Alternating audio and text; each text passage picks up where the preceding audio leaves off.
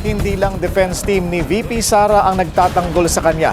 Dahil sa day 2 ng impeachment trial, present pa rin ang kanyang mga taga-suporta sa labas ng Senado.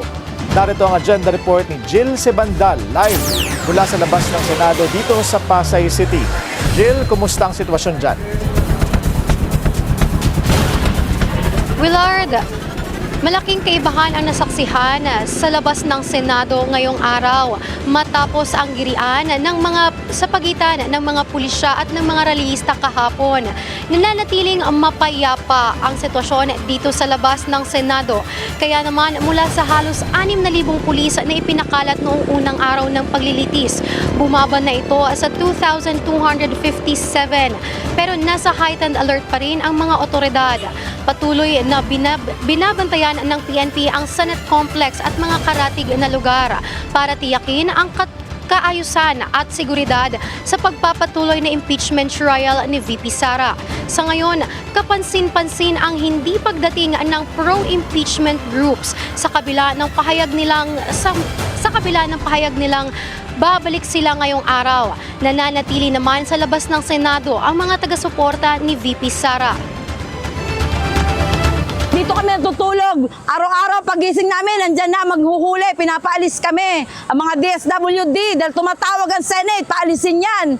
Oh, we are supporting the Senate. Bakit? Kayo ang huling hawak namin ngayon, huling alas ng bayan. Kailangan kayong kumilos, manindigan sa konstitusyon. Hindi, kayo una nagbebendalo. Pag sinabing dapat may probable cause, paano magkakaroon ng probable cause na samantalang ang Committee on Justice na sa pangunguna ni Luis Tro ay wala silang maipakitang original o authenticated na mga ebidensya at lalong-lalo na ng mga testigo. Paano nila masasabing dapat ma-impeach ang isang buting Vice Presidente kung wala silang maipakita na mga ebidensya na para masabing ito ay probable cause at ito ay hindi aligasyon. Patuloy na nakaantabay ang mga otoridad habang inaasahang magpapatuloy ang mga pagtitipon sa mga susunod na araw ng impeachment trial, kasabay ng pagtutok ng publiko sa magiging takbo ng pagdinig. Willard, sa kasalukuyan ay inaalis na rin ng mga kapulisan o ng mga otoridad yung mga barbed wire barriers dito nga sa gitna mismo ng Jokno Boulevard dahil ito ay nilalagay na nila sa gilid kasabay din ng pag-pull out ng ibang mga nakadeploy dito na mga pulis. Willard?